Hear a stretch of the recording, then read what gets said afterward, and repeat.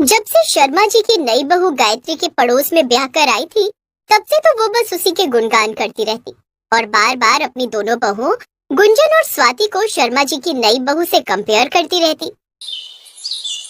वाह वाह, क्या हलवा बनाया है शर्मा जी की नई बहू रश्मि ने।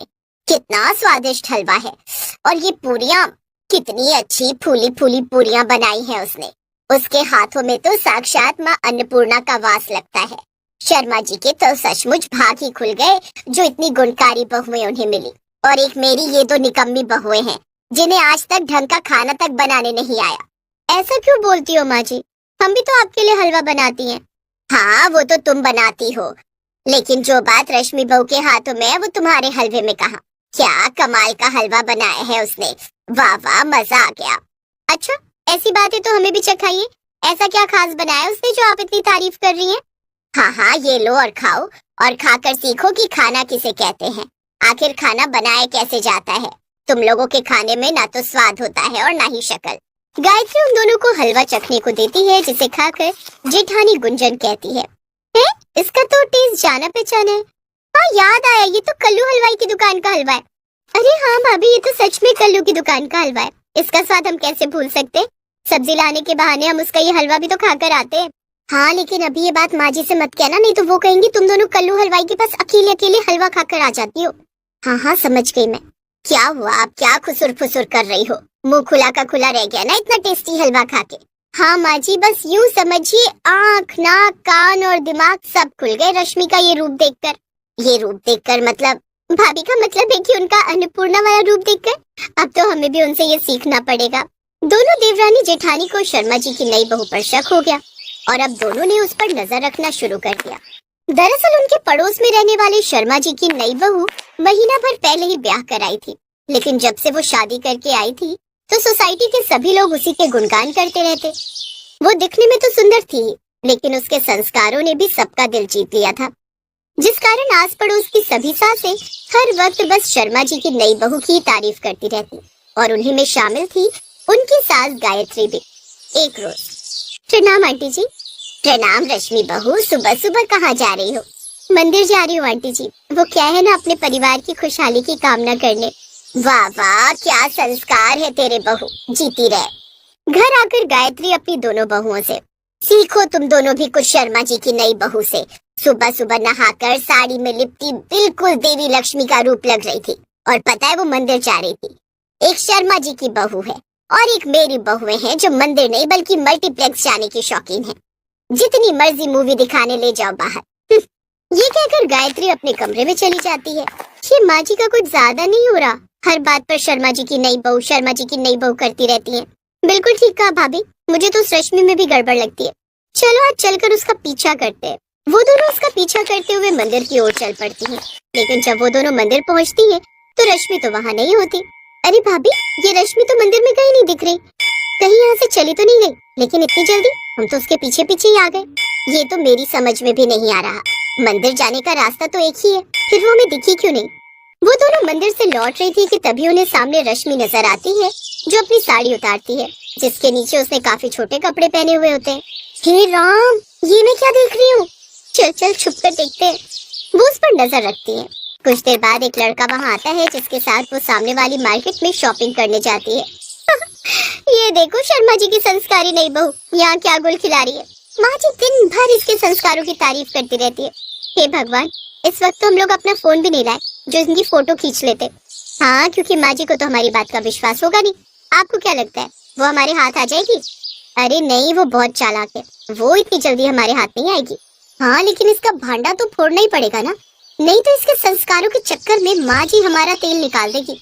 बिल्कुल ठीक कहा तूने, लेकिन फिलहाल अब घर चलते हैं, नहीं तो माँ जी हम पर सवालों की झड़ी लगा देगी। दोनों देवरानी जेठानी घर आ जाती है और इसी बारे में सोचती रहती हैं कि कैसे हम उसकी असलियत सबके सामने लाएं। उसने सबके सामने अपनी ऐसी इमेज बनाकर रखी है कि किसी को भी उस पर शक होगा ही नहीं। इसीलिए हमें जो भी करना है सबूत के साथ करना होगा। वो दोनों ये बात कर ही रही थी कि तभी उन्हें बाहर हॉल से रश्मि की बात करने की आवाज आती है। ये लो, शैतान का नाम लिया और शैतान हाजिर। 100 साल जिए ये चुड़ैल। चल चल कर देखते हैं कौन सा नया ड्रामा करने आई है। आ रश्मि बहू बैठ, बता आज कैसे आना हुआ। आंटी जी, सबसे पहले तो आप मुझे आशीर्वाद दीजिए। आज मेरा जन्मदिन है और मैं बिल्डिंग के सभी बड़े बुजुर्गों का आशीर्वाद लेना चाहती हूँ। बस बस जीती रहे बहू, जीती रहे। भगवान तुझे लंबी उम्र दे और स्वस्थ रखे। तो आज क्या करने वाली हो तुम अपने जन्मदिन पर? मैं तो अपने जन्मदिन पर बस दुआएं कमाना चाहती हूँ, इसलिए सुबह मंदिर गई थी। भगवान जी का आशीर्वाद लेने के बाद आप सबका आशीर्वाद लेने आ गई। इसके बाद अनाथ आश्रम भी जाना है ना, अनाथ बच्चों को दान पुण्य करने। वाह बहू, क्या विचार है तेरे, क्या भले संस्कार हैं। नहीं तो आजकल की लड़कियां जन्मदिन पर छोटे छोटे कपड़े पहनकर टेढ़े मुंह बनाकर सेल्फी खींचेंगी, सोशल मीडिया पर खुद ही अपने बर्थडे का प्रचार करेंगी, बाहर घूमने जाएंगी, केक काटेंगी और बाहर का मुर्गा मारेंगी, वो भी दारू के साथ। मैं जानती हूँ, लेकिन तू सबसे अलग है। हाँ माँ जी, ये तो ठीक कहा आपने, वो सबसे अलग है। हमें भी तो सिखाओ भला अपने अच्छे संस्कार। जी ये तो बस आप सबकी दुआएं हैं। अच्छा अब मैं चलती हूँ, मुझे अनाथ आश्रम जाने के लिए देर हो रही है। ये कहकर वो वहाँ से चली जाती हैं। हम जानते हैं माँ जी, आप कहेंगी कितनी अच्छी है शर्मा जी की नई बहू। वैसे क्यों ना हम इस नेक काम में उसका साथ दें। मतलब हम सब और भी आस पड़ोस की औरतों को भी अनाथ आश्रम ले चलते हैं, सबको पुण्य भी मिलेगा और सब मिलकर उसका जन्मदिन भी वहीं मना लेंगे, उससे अच्छा लगेगा। क्या कहती हो जेठानी जी? हाँ अच्छा विचार है। अब वो सब मिलकर अनाथ आश्रम जाते हैं जहाँ उन्हें रश्मि कहीं नहीं मिलती। वो अनाथ आश्रम में उसके बारे में पता करते हैं, लेकिन वहाँ सभी किसी भी रश्मि के आने से इनकार करते हैं। वो सभी घर की ओर लौटने लगती हैं कि तभी उनकी नजर रश्मि पर जाती है, जहाँ रश्मि अपने दोस्तों के साथ हाथ में वाइन का ग्लास लिए डांस कर रही थी। आप सब यहाँ? हाँ रश्मि बहू, सोचा हम भी अनाथ आश्रम में थोड़ा दान पुण्य कर लें। वो आंटी जी, वो मैं बस अब बकरी की तरह मिमियाना बंद कर। हमारी आंखें खुल गई हैं, ये तेरी असलियत है। हम बेकार में तेरे कारण अपनी बहुओं को ताने देते रहते थे। और माँ जी आपकी जानकारी के लिए बता दूं, उस दिन जो आपने इसके हाथ का हलवा और पूरी बड़े चटकारे लगाकर खाया था ना, वो भी इसने कल्लू हलवाई से मंगवाया था। बता, अब बताती क्यों नहीं? हाँ वो मैंने वहीं से मंगवाया था, क्योंकि सच तो ये है कि मुझे हलवा बनाना आता ही नहीं। क्या? बेचारी शर्मा जी के तो भाग फूट गए जो ऐसी बहू नहीं मिली। अरे अब तू शादीशुदा है, खुद को सुधार ले जरा, नहीं तो ऐसा ना हो तेरे कारण हमारी बहुएं भी बिगड़ जाए। लेकिन इन सबसे अब स्वाति और गुंजन बड़ी खुश थी।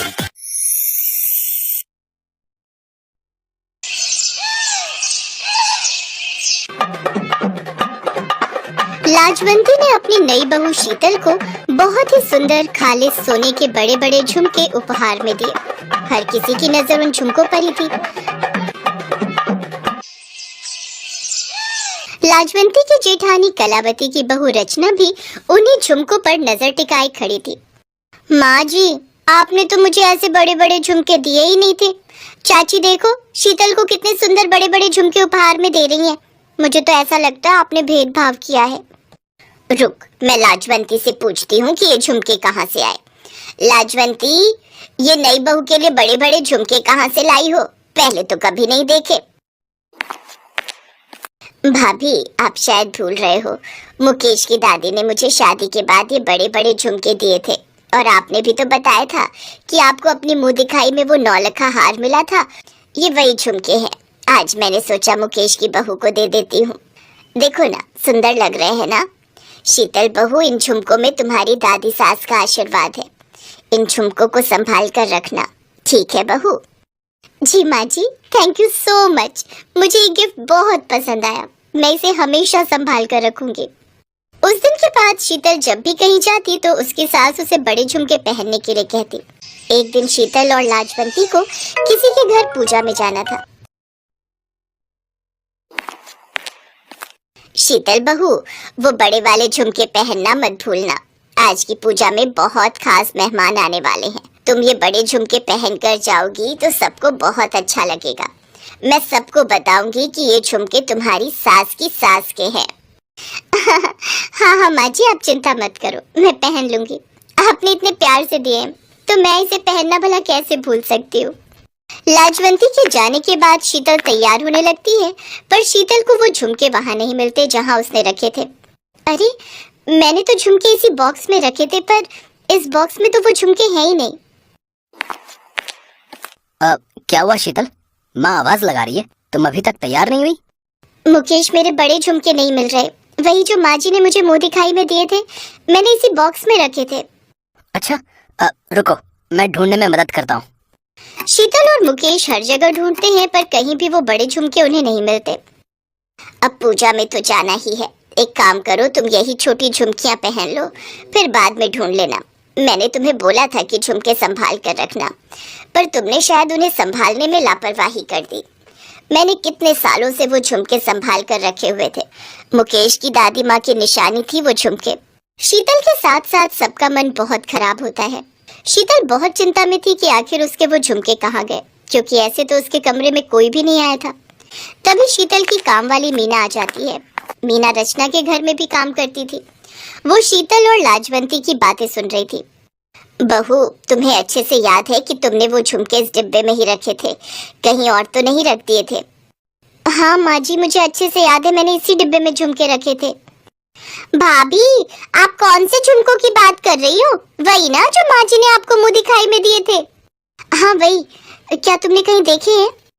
हाँ भाभी, वो झुमके तो वहाँ ऊपर वाली अलमारी में रखे हैं। उस दिन रचना भाभी उन्हें ऊपर अलमारी में रख रही थी। मैंने उनसे पूछा भी था तो उन्होंने मुझे कहा कि आपने उन्हें बोला है कि संभाल कर ऊपर अलमारी में रखने को। मैंने नहीं बोला था, फिर रचना भाभी ने ऐसा क्यों किया होगा? मैं समझ गई बहू कि रचना बहू ने ऐसा क्यों किया है। चल, तेरी ताई जी के घर चलते हैं। लाजवंती और शीतल कलावती के घर जाती हैं और सारी बात बताती हैं। ये मैं क्या सुन रही हूँ रचना बहू, तुमने ऐसा क्यों किया? सबको साफ साफ कहो। रचना जान चुकी थी कि उसकी गलती पकड़ी जा चुकी है, इसलिए वो बहाना बनाने लगी। अरे शीतल, मेरा तो सारा प्लान ही चौपट हो गया। मैंने सोचा था कि मैं मजाक को थोड़ा आगे तक ले जाऊंगी। अब तुम इस घर में नई नई आई हो और मैं तुम्हारी जेठानी हूँ, तो थोड़ा बहुत हंसी मजाक करना तो बनता है। मैंने बड़े वाले झुमके छुपा दिए थे ताकि तुम्हारे साथ थोड़ी शरारत कर सकूं, पर इस मीना ने सारा मजाक किरकिरा कर दिया। भाभी, क्या ऐसा मजाक ठीक है? खुद ही सोचो, शीतल इस घर में नहीं है। वो बेचारी तो पिछले 2 दिन से कितनी परेशान है। मैंने उसे यहाँ तक कह दिया कि वो जिम्मेदारी नहीं संभाल पाई। मुझे सचमुच बहुत बुरा लग रहा है। रचना का इस तरह से मजाक करना मुझे बिल्कुल ठीक नहीं लगा। रचना, आज के बाद ऐसा मजाक करने की कोई जरूरत नहीं है। शीतल तुम्हारी देवरानी है, उसके साथ अच्छे से रहना, क्योंकि मैं भी कलावती भाभी के साथ अच्छे से रहती आ रही हूँ।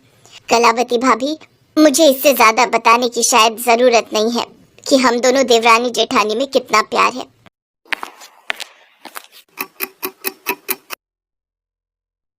चलो शीतल बहू, एक काम करो, आज रात को शादी में जाना है ना, तुम यही बड़े वाले झुमके पहनना, तुम पर बहुत सुंदर लगते हैं। झुमके मिल गए, मेरी बहू के चेहरे पर मुस्कान आ गई, नहीं तो चेहरा कितना उतर सा गया था। माँ जी, सचमुच मैं बहुत परेशान हो गई थी। आप ठीक कह रहे हो, ये झुमके मिल गए तो मुझे बहुत तसल्ली हो गई। अब मैं इन झुमकों को और भी ज्यादा संभाल कर रखूंगी। उस दिन के बाद शीतल ने समझदारी से काम लिया। अब वो रचना से बहुत संभल कर रहती थी ताकि आगे रचना फिर से कोई चालाकी न कर सके।